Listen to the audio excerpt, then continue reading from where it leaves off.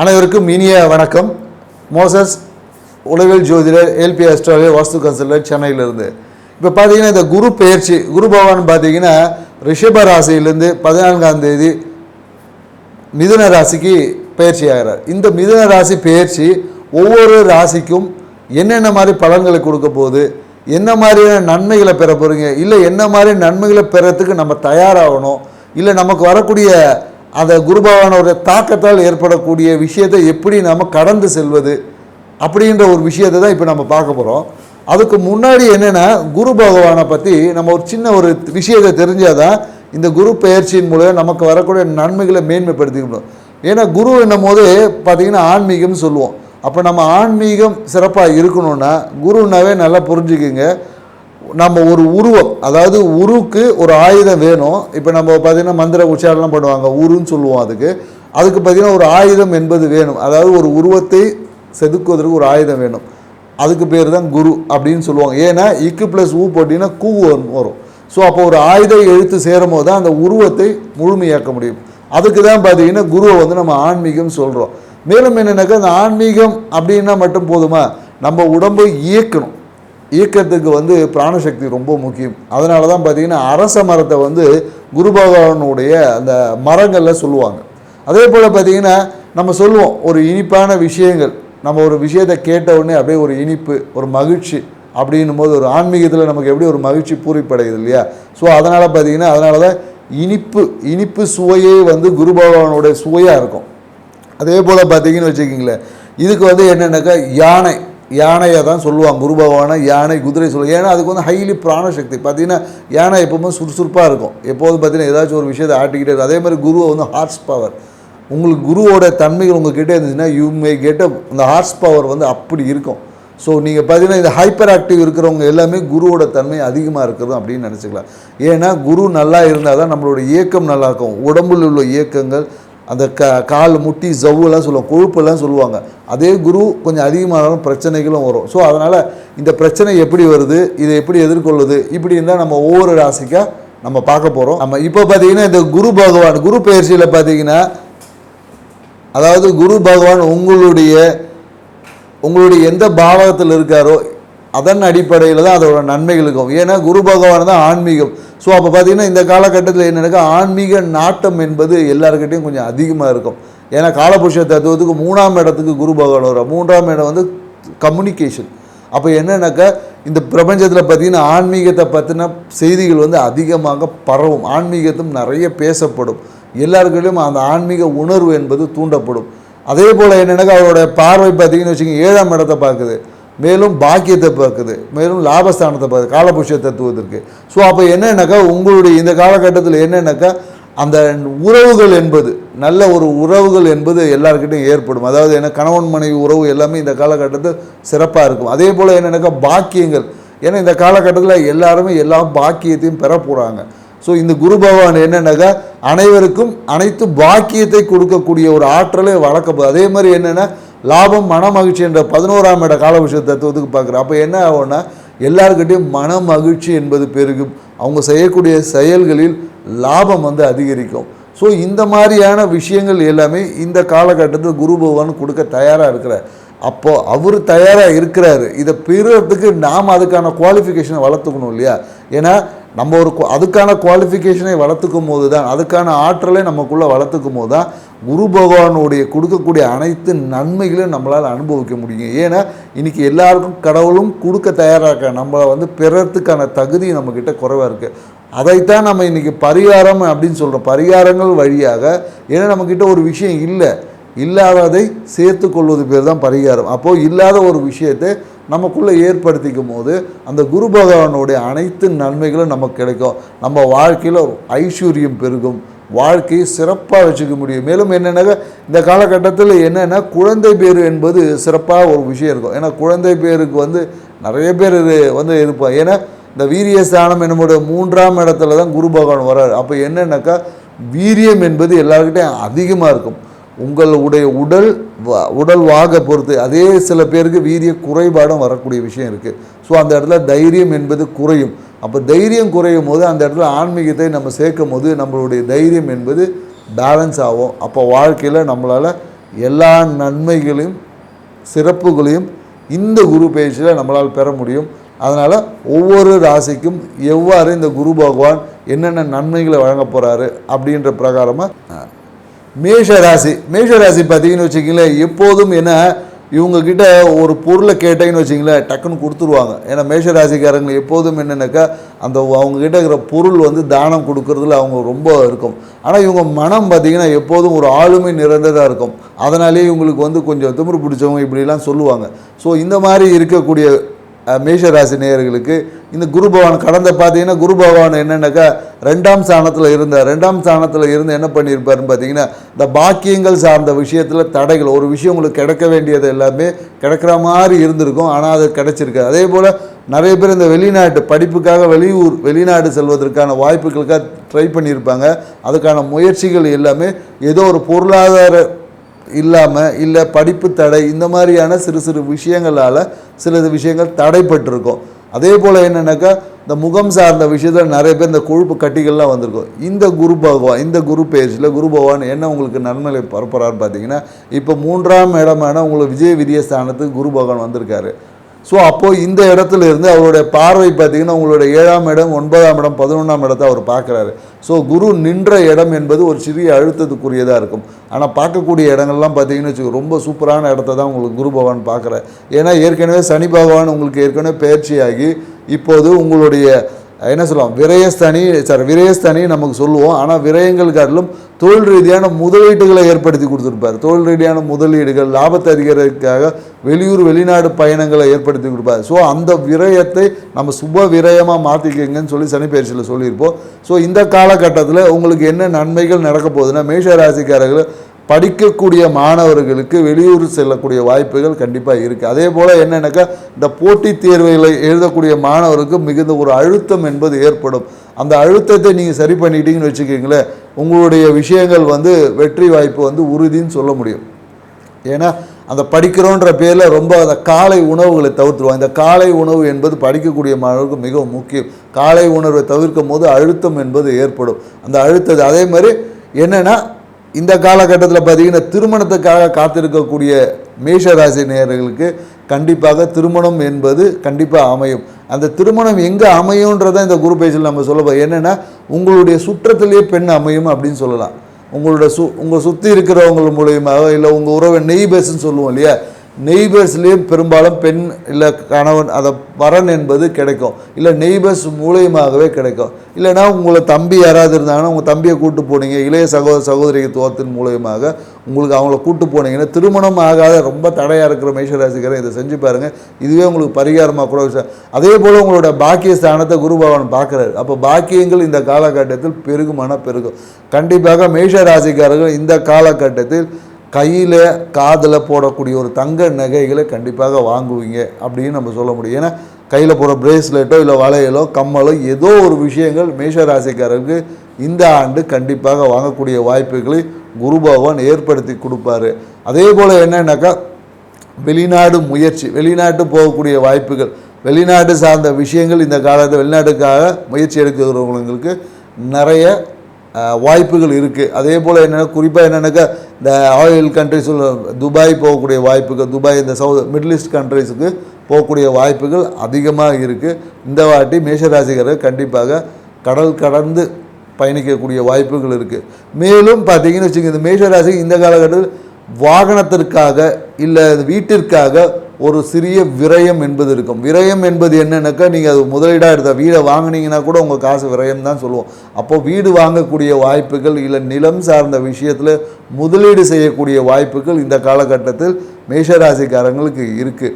So அதே போல் என்னென்னாக்கா வாழ்க்கை துணை சார்ந்த விஷயத்தில் இப்போ நீங்கள் திருமணம் ஆனவனாக இருந்தால் கணவன் மனைவி அவங்க மூலயமா அவங்க பாக்கியத்துக்காக அவங்களுக்கு ஒரு தங்க நகையை வாங்கி கொடுப்பீங்க. மேஷராசிக்காரர்களோட வாழ்க்கை துணைக்கு நீங்கள் ஒரு தங்க நகையை வாங்கி கொடுப்பீங்க. இல்லை அவங்கள பாக்கியத்தை அதிகரிக்கிறதுக்கான ஒரு என்னென்ன குழந்தை பேர் என்பது கிடைக்கும்.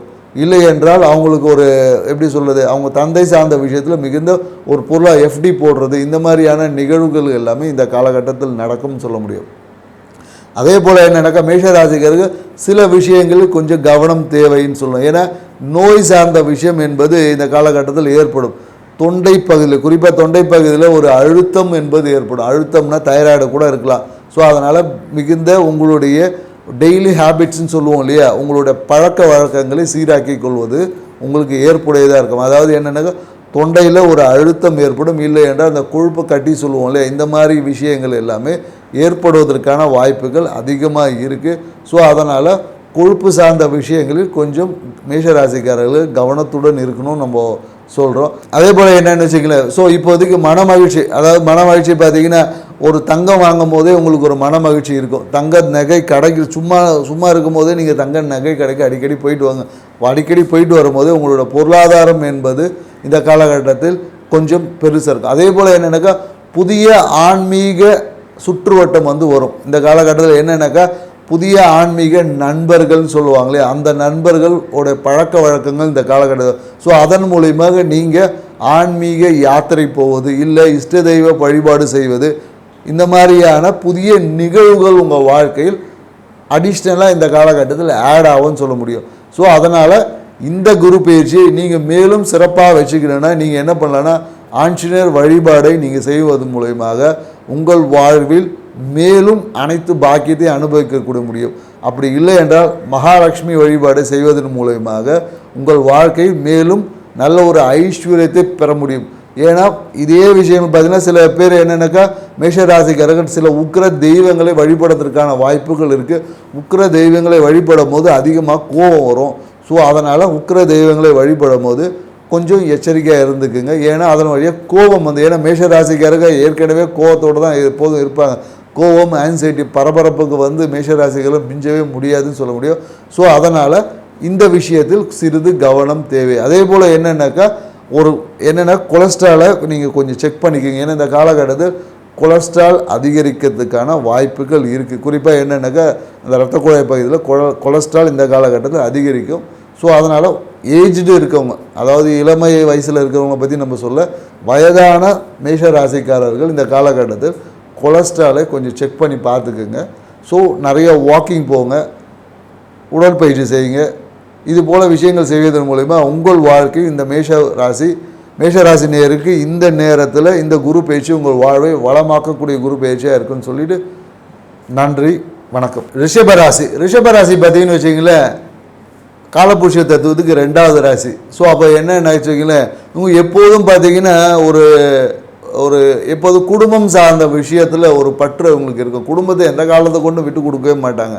அதே போல் என்னென்னு வச்சுக்கிங்களேன், வருமானம், படிப்பு, ஸோ இந்த மாதிரியான நிறைய விஷயங்களை லேர்ன் பண்ணணும், நிறைய வருமானத்தை அதிகமாக இன்கம்மை ஜென்ரேட் பண்ணணும் அப்படின்னு சொல்லிட்டு ரிஷபராசிக்காரர்கள் ரொம்ப வைராக்கியத்தோடு இருப்பாங்க.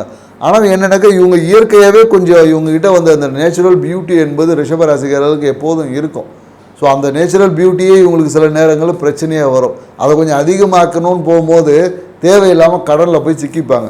ஸோ இதுதான் ரிஷபராசிகள். ஸோ இந்த ரிஷபராசி நேயர்களுக்கு இந்த குரு பயிற்சி என்ன மாதிரியான பலன்களை கொடுக்க போகுது அதை தான் இப்போ நம்ம பார்க்க போகிறோம். ஏன்னா குரு பகவான் பார்த்தீங்கன்னா உங்களுக்கு என்னென்னாக்கா 8க்கும் 11க்குரியவர் குரு பகவான். ஸோ அப்போ 8ஆம் இடம் என்பது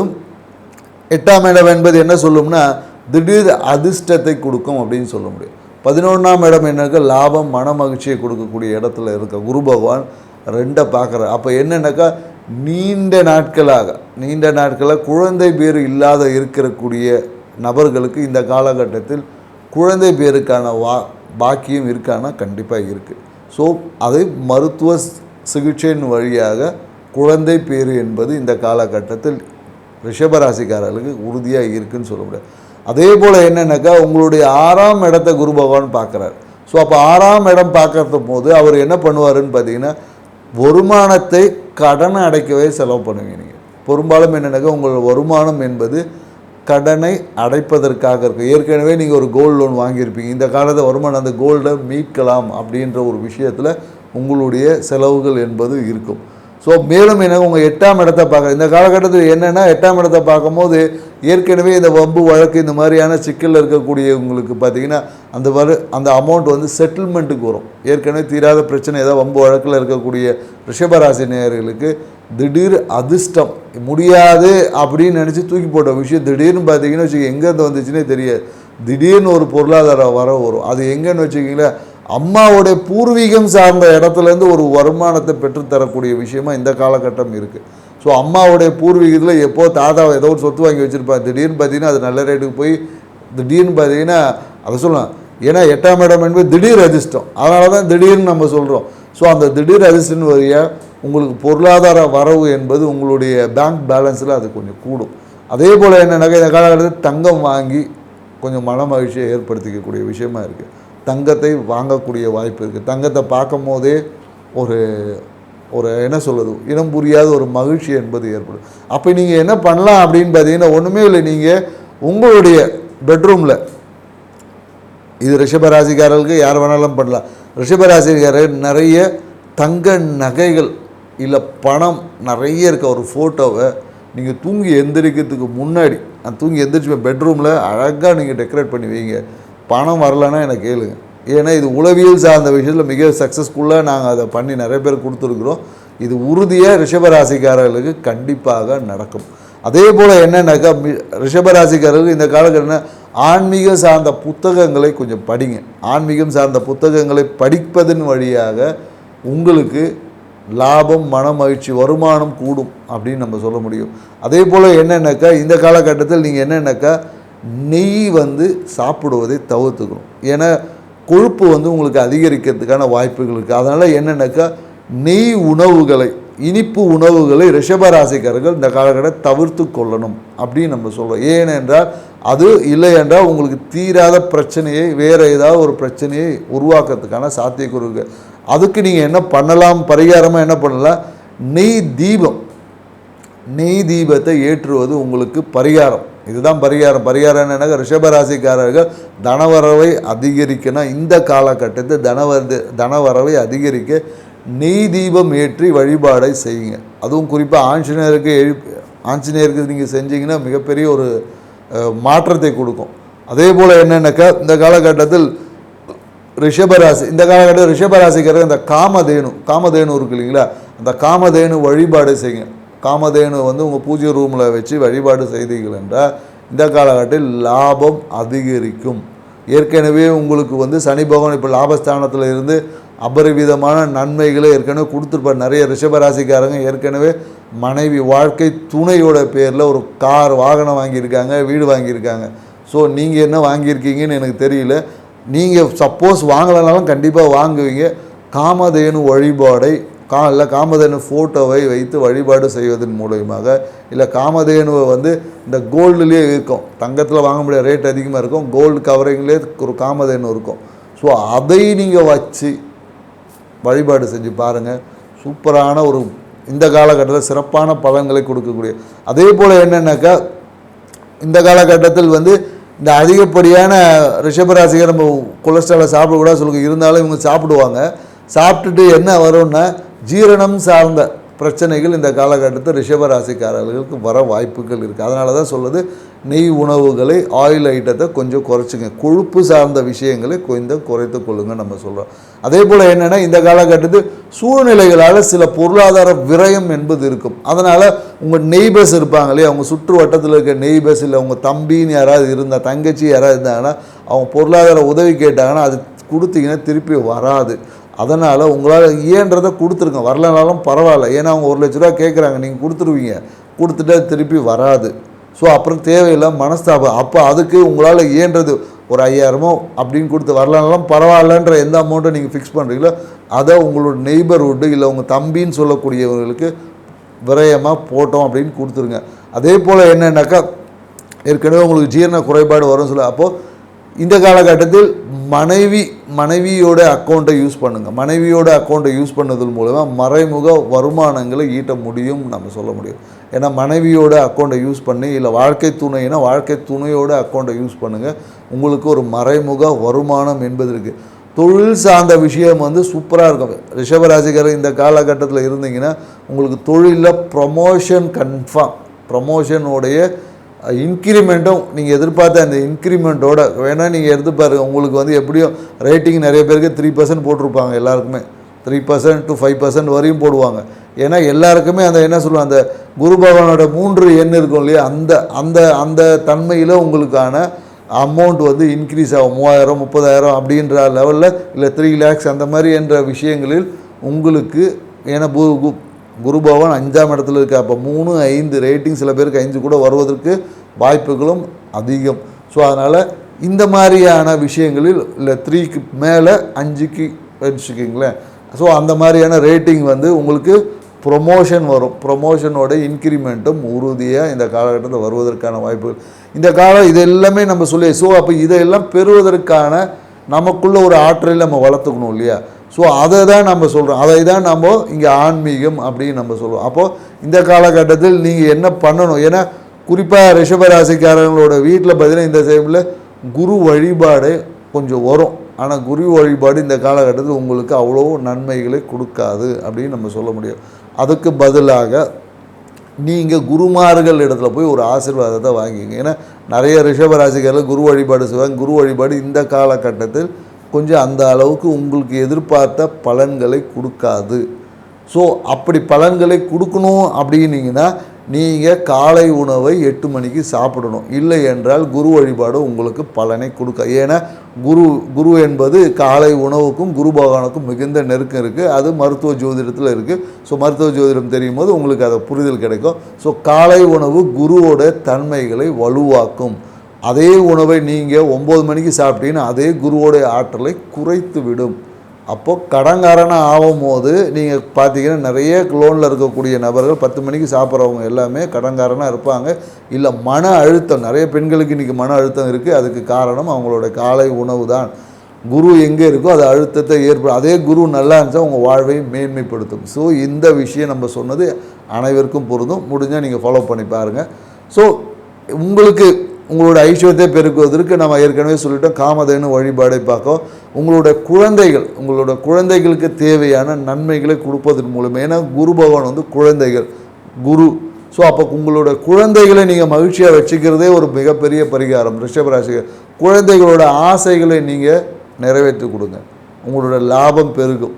குழந்தைகளுக்கு பிடிச்ச விஷயம், குழந்தைங்க எப்படியும் பார்த்தீங்கன்னா தேவையில்லாதான் கேட்கும், இருந்தாலும் அதையும் வாங்கி கொடுங்க. ஒன்றும் இல்லை, உங்களுக்கு வருமானம் பெருகும், லாபம் அதிகரிக்கும். ஸோ இல்லை என்றால் அவங்களுக்கு சொல்லி புரிய வச்சு அவங்களுக்கு தேவையான விஷயத்தை எது அவங்களுக்கு மகிழ்ச்சியை கொடுக்குமோ உங்களோட குழந்தைகளுக்கு அந்த விஷயத்தை நீங்கள் செய்வது இந்த காலகட்டத்தில் மிகப்பெரிய ஒரு பரிகாரம். அப்படி இல்லை என்றால் ஹெர்பலில் இருக்கக்கூடிய அந்த ஹெர்பல் பல்பொடி இதை போட்டு பல்லு தேய்ச்சிங்கனாலும் உங்களுடைய ஐஸ்வர்ய லாபம் கூடும். ஸோ இந்த பரிகாரத்தை செய்வதன் வழியாக ரிஷபராசிக்காரர்கள் இந்த குரு பயிற்சியை மேன்மையாக்கிக்க முடியும். மீண்டும் நம்ம நேரம் ஒரு தகவலோடு சந்திப்போம். நன்றி. மிதுன ராசி பார்த்தீங்கன்னு வச்சுக்கிங்களேன், காலபுருஷ தத்துவத்துக்கு 3ஆம் இடம். ஸோ அப்போ மிதுன ராசியில் குரு பகவான் சஞ்சரிக்கிறார். ஜென்மகுருன்னு சொல்லுவாங்க. ஜென்மகுருன்னா உடனே நிறைய வீடியோவில் பார்த்துருக்கோம், வனவாசம் ஜென்மகுரு, ராமரே வனவாசம் போனார்லாம் சொல்லுவாங்க. ஆக்சுவலி ராமர் வனவாசம் போகும்போது கூட ஒய்ஃபை தான் கூப்பிட்டு போனார். அப்போ நீங்கள் என்ன பண்ணலாம் அப்படின்னா, நீங்கள் ஊர் விட்டு ஊர் மாறத்துக்கான வாய்ப்புகள் அதிகமாக இருக்குது இந்த காலகட்டத்தில். ஏன்னா இந்த காலகட்டத்தில் என்னென்னா குரு பகவானுடைய தன்மைகள் என்னென்னாக்கா கொஞ்சம் வேலை சார்ந்த, அதாவது நீங்கள் செய்ய வேண்டிய விஷயங்கள் வந்து அதிகமாகும். ஏற்கனவே கர்மாதிபதியான சனி பகவான் கர்மஸ்தானத்தில் இருக்கார். ஸோ அப்போ என்னென்னாக்கா அங்கேயே உங்களுக்கு பழைய பெண்டிங் வேலையெல்லாம் கொடுப்பார். ஸோ இந்த காலகட்டத்தில் குரு பகவான் வந்து ஜென்மத்தை சந்திருக்கும் போது உங்களுக்கு ஒரே ஒரு பிரச்சனை தான், வேலை சார்ந்த விஷயத்தில் ஒரு அழுத்தம் என்பது இருக்கும். இது எப்படி சமாளிக்க போகிறீங்கன்ற விஷயத்தை தெரிஞ்சிங்கன்னா உங்களுக்கு இந்த குரு பயிற்சி சிறப்பான குரு பயிற்சி நம்ம சொல்லிட முடியும். ஏன்னு வச்சுக்கோங்க, வேலை சார்ந்த விஷயத்தில் கொஞ்சம் அழுத்தம் என்பது ஏற்படும். ஸோ மேலும் குரு பகவான் ஜென்ம குருவாக இருக்குது அப்படின்னா உடனே என்னென்ன ஜென்ம மற்ற விஷயங்கள்லாம் நடக்காதாலாம் கிடையாது. கண்டிப்பாக இந்த வருஷம் திருமணம் என்பது வரன் வீட்டில் நீங்கள் இருந்தீங்கன்னா, இப்போ மிதுன ராசிக்காரன் வீட்டில் இருந்தீங்கன்னா போதும், உங்களை தேடி ஜாதகம் என்பது வரும். உங்களை தேடி வரன் வீட்டை தேடி வந்து வரன் வருங்க. வீட்டை தேடி வரன் என்பது வரும் இந்த காலகட்டத்தில். வீட்டை தேடி அதே போல் குழந்தை பேருக்காக காத்திருக்கிறவங்களுக்கு இந்த காலகட்டம் நார்மல் டெலிவரியே ஆகும். இந்த காலம் நீங்கள் வந்து ஐஎஃப்லாம் ட்ரை பண்ணுறேன் அப்படின்லாம் கிடையாது இந்த காலத்தில். ஏன்னா குருவோட பார்வை 5இல் விழுவதால் குழந்தை பாக்கியம் என்பது இயற்கையாகவே இந்த காலகட்டத்தில் உங்களுக்கு அமையும் நம்ம சொல்ல முடியும். அதே போல் பாக்கியஸ்தானத்தில் குரு பகவான் பார்க்கறதுனால, அதனால் உங்களுடைய குருவோடைய சில பேர் எனக்கு ஆன்மீகத்தில் இருக்கக்கூடிய நண்பர்களுக்கு பார்த்திங்கன்னா ஆன்மீகத்தை தீட்சை வாங்கிறது, குருவோட உபதேசம் வர்றது இந்த காலகட்டத்தில் உங்களுக்கு கண்டிப்பாக கிடைக்கும். ஸோ இதையெல்லாம் கிடைக்கும் போது உங்களுடைய அந்த அழுத்தம் என்பது குறையும். வேலையில் இருக்கக்கூடிய பொருளாதாரம் சார்ந்த விஷயத்தில் ஒரு அழுத்தம் என்பது ஏற்படும். அந்த அழுத்தத்தை போக்குவதற்கு நீங்கள் என்ன பண்ணலான்னா, அகத்திக்கீரை குறிப்பாக பாருங்கள், அகத்திக்கீரையை இந்த பசுமாட்டுக்கு சிவாலயங்கள் இருக்கக்கூடிய எந்த கோயிலில் இருக்கக்கூடிய இதுவாக இருந்தாலும் பசுமாட்டுக்கு நீங்கள் அகத்திக்கீரையை கொடுத்தீங்க என்றால் இந்த அழுத்தம் ஓரளவுக்கு உங்களுக்கு குறையும் நம்ம சொல்ல முடியும். அதே போல் என்னென்னாக்கா இந்த காலகட்டத்தில் பார்த்தீங்கன்னு செரிமானம் சார்ந்த விஷயத்தில் மிதுன ராசிக்காரர் கொஞ்சம் எச்சரிக்கை. ஏன்னா உங்களை வேலை அழுத்தத்தினால உங்களுடைய உணவு பழக்க வழக்கங்கள், உங்கள் தூக்கம் இந்த சார்ந்த விஷயத்தில் பிரச்சனைகள் வரும். இதனால் உங்களுக்கு செரிமான கோளாறு என்பது வரும். அடிவயிறு சார்ந்த பிரச்சனைகள் வருவதால் சிறிய பொருளாதார கடன் என்பது ஏற்படும். நீங்கள் ஒழுங்காக கரெக்ட் டைமுக்கு நீங்கள் சாப்பிட்டு உங்களோட உணவு பழக்கங்கள் தான் கடன் என்பது ஏற்படாது. நீங்கள் சாப்பிடலை அப்படின்னா கடன் என்பது இந்த காலகட்டத்தில் சிறிய ஒரு கடன் என்பது ஏற்படும். ஸோ அதனால் கடனை குறைக்கிறது நீங்கள் சரியான உணவு பழக்கத்தை வச்சுக்கோங்க. வரன் என்பது தேடி. அதே போல் என்னென்னு பார்த்தீங்களா, வருமானம், கையில் இருக்க வருமானம் ஏதோ ஒரு செலவுக்கு விரயமாயிடும். ஏதோ ஒன்று நீங்கள் ஒரு சேவிங்ஸ்னு ஒன்று வச்சுருப்பீங்க, அதை என்ன பண்ணுவாங்க, இல்லை இந்த கோயிலுக்கு திருப்பணி பண்ணுறோம் அந்த மாதிரியான விஷயங்களுக்கு கொடுத்துருவாங்க. ஸோ அப்படி இந்த மாதிரியான ஆன்மீகம் சார்ந்த திருப்பணிகளுக்காக விரயங்கள் செய்வது இந்த காலகட்டத்தில் மிதுன ராசிக்காரர்களுக்கு ஏற்படும். ஸோ இந்த விரயங்களை நீங்கள் சுப விரயமாக மாற்றிக்கலாம். அப்படி இல்லை என்றால் நீங்களே போய் ஒரு தங்கத்தை வாங்கி வச்சுட்டிங்கன்னா இந்த சுப விரயமாக மாறிடும். ஸோ இந்த காலகட்டம் வருமானம் என்பது விரயமாகவும் அதை சுப விரயமாக மாற்றிக்கொள்வது உங்களுடைய விஷயம். அதே போல் என்னென்னாக்கா இந்த காலகட்டம் எப்போதும் என்னென்னா மிதுன ராசிக்காரர்களை பற்றின மிகுந்த நிறைய ஆசைகளோடவே இருப்பாங்க. ஆனால் அந்த ஆசைகள் எதுவுமே இவங்களுக்கு ஒரு பட்டற்ற ஆசையாக தான் இருக்கும். இப்போ ஆசைப்படுவாங்க, திடீர்னு பார்த்தீங்கன்னா அந்த ஆசை மாறிடும். கொஞ்ச நாளைக்கு ஒரு ஆசை, இப்படி எல்லாமே என்னென்னாக்கா மாறிக்கிட்டே இருக்கும். ஸோ மேலும் என்னென்னா இந்த காலகட்டத்தில் என்னென்னா அம்மாவுடைய விஷயத்தில், அம்மா சார்ந்த விஷயத்தில் இந்த காலகட்டத்தில் மிதுன ராசிக்காரருக்கு மிகுந்த ஒரு ஆதாயம் என்பது உண்டு. ஸோ அம்மாவுடைய விஷயத்தில், அம்மாவுடைய பொருளாதாரம் சார்ந்த விஷயத்தில் மிதுன ராசிக்காரர்களுக்கு உண்டு. ஏன்னா இந்த காலகட்டத்தில் மிதுன ராசிக்காரர்கள் நிறைய பேர் வீடு வாடகை விட்டு அதன் மூலமா வருமானத்தை பெறுவாங்க. வீட்டு வாடகை இல்லை வண்டி வாடகை இந்த மாதிரியான பொருட்களை வாடகை விட்டு வருமானங்களை ஈட்டக்கூடிய விஷயம். ஸோ அப்போ நீங்கள் உங்கள் வருமானத்தை பெருக்கணுன்னா வாடகை வீடு இந்த மாதிரியான, அப்போ வீடு வாடகை விடணுன்னா வீடு வேணும் இல்லையா? அப்போ இந்த காலத்தில் வீடு அமையுமானா கண்டிப்பாக வீடு அமையும் நம்ம சொல்ல முடியாது. வீடோ இல்லை வீடு கட்டக்கூடிய பணிகள் என்பது இந்த காலகட்டத்தில் கண்டிப்பாக நடக்கும். வீடு இல்லை சொத்து வாகனம் சேர்க்கை என்பது மிதுன ராசிக்காரருக்கு அது இருந்தால் தான் வாடகை விட்டு நம்ம இது பண்ண முடியும். ஸோ அதே போல் கொஞ்சம் நீங்கள் எச்சரிக்கையாக இருக்க வேண்டியது என்னென்னாக்கா உங்களுடைய அடிவயிறு சார்ந்த அந்த ஜீரண குறைபாடு சார்ந்த விஷயத்தில் இருக்கும்.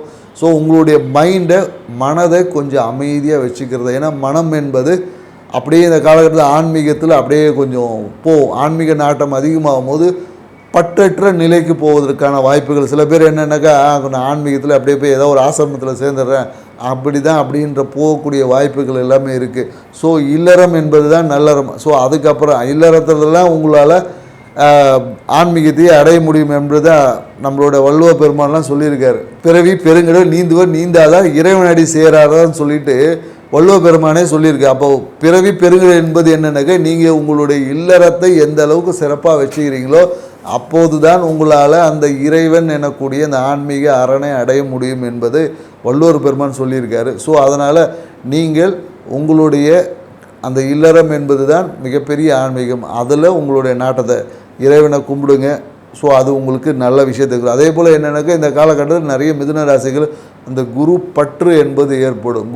குருவை என்ன சொல்லுவாங்க, உங்கள் குலதெய்வத்தையே நீங்கள் உங்கள் குருவாக இந்த காலகட்டத்தில் வழிபட்டிங்கன்னா உங்களுக்கு தேவையான அனைத்து நன்மைகளையும் உங்களால் பெற முடியும் நாம் சொல்கிறோம்.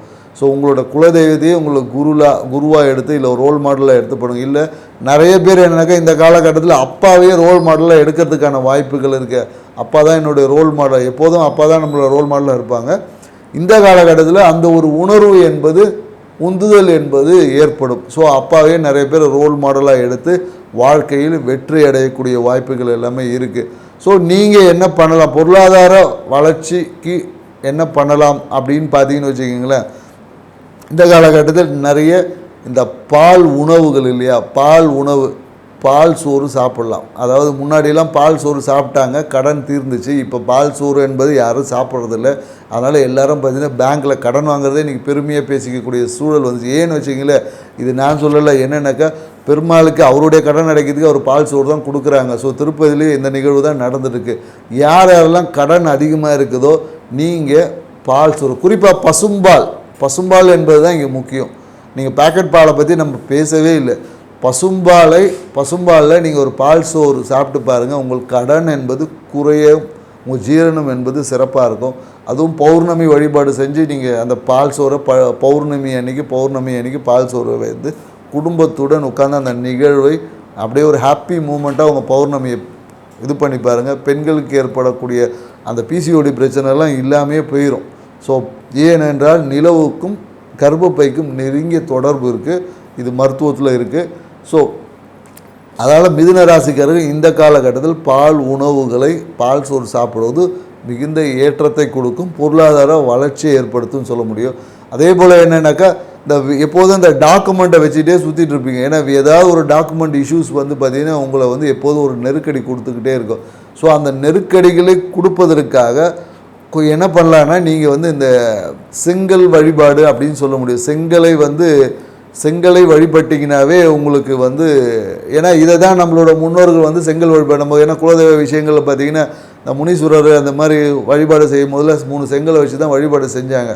ஸோ இதை வந்து செங்கல் வழிபாடை நீங்கள் வந்து செய்யலாம். செங்கலை வந்து 3 வச்சு நல்லா மஞ்சளை தேய்ச்சி வச்சுட்டு அதையே உங்களுடைய ஒரு வேப்ப மரத்தை அடியில் வச்சு வழிபாடு செய்யும் போது உங்களுக்கு வாழ்க்கையில் ஏற்றம் தரும். மேலும் என்னென்னாக்கா உங்களுக்கு பழனி முருகனை நீங்கள் வழிபாடு செஞ்சு பாருங்கள், உங்கள் வாழ்க்கையில் லாபங்கள் வந்து மிகுந்த அதிகரிக்கும். நீங்கள் 10 ரூபா சம்பாதிச்சிங்கன்னா அது 20 ரூபாவாக மாறும். ஸோ அதனால் பழனிமலை முருகன் வழிபாடை செஞ்சு பாருங்கள், உங்கள் வாழ்க்கையில் லாபம் என்பது அதிகரிக்கும். மிதுன ராசிக்காரங்க எப்போதும் ஒரே ஒரு விஷயத்தை மட்டும் நீங்கள் வந்து உங்களை சுற்றத்தில் இருக்கிறன்னு சொல்லுங்கள், உங்களை யாராவது அண்ணான்னு மட்டும் கூப்பிட அலோவ் பண்ணாதீங்க. ஏன்னா உங்களை யார் ஒருத்தங்க அண்ணான்னு கூப்பிட்டாவோ நீங்கள் அவன் மூலயமா போலீஸ் ஸ்டேஷன் போகிறீங்கன்றது உறுதி. ஸோ மிதுன ராசிக்காரர்கள் நீங்களே யாரையும் அண்ணான்னு கூப்பிடாதீங்க, உங்களையும் யாரும் அண்ணான்னு கூப்பிட வேணான்னு சொல்லிவிடுங்க. ஸோ இதை நீங்கள் தவிர்த்திங்கனாவே உங்களுடைய விஷயங்கள் இருந்து, ஏன்னா நீங்கள் அண்ணான்னு கூப்பிட்டாவே அவங்களோட ஒரு பிரச்சனை என்பது ஏற்படும். நீங்கள் வேணால் உங்களோட அனுபவத்தில் நீங்கள் என்ன கூப்பிட்டு பாருங்கள், அதன் மூலமாக பிரச்சனை ஏற்பட்டிருக்க நீங்கள் உங்களுடைய சுய ஜாதகத்தினுடைய உங்களோட சுய வாழ்க்கையை பரிசோதனை பண்ணி பாருங்கள், புரியும். ஸோ அண்ணா என்பதை கூப்பிடுவதையும் நீங்கள் கூப்பிட்றதையும் சொல்லி மற்றவங்க கூப்பிட்றதையும் தவிர்த்து கொள்வது மிதுன ராசிகளுக்கு எப்போதும் நல்லது. ஸோ புதிய ஒரு இஷ்ட தெய்வம் என்பது இந்த காலகட்டத்தில் புதிய இஷ்ட தெய்வ வழிபாடு என்பது மிதுன ராசிக்காரர்களுக்கு ஏற்படக்கூடிய சாத்தியக்கூறுகள் அதிகமாக இருக்குது. இந்த காலத்தில் புதிய ஒரு இஷ்ட தெய்வ வழிபாட்டில் புதிய ஒரு ஆன்மீக யாத்திரை, புதுசாக ஒரு ஆன்மீக கோயில் போகிறது, இந்த மாதிரியான நிகழ்வுகள் எல்லாமே மிதுன ராசிக்காரர்கள் இந்த காலகட்டத்தில் ஏற்படும். இது போன்ற மீண்டும் ஒரு நல்ல தகவலுடன் சந்திப்போம். நன்றி, வணக்கம்.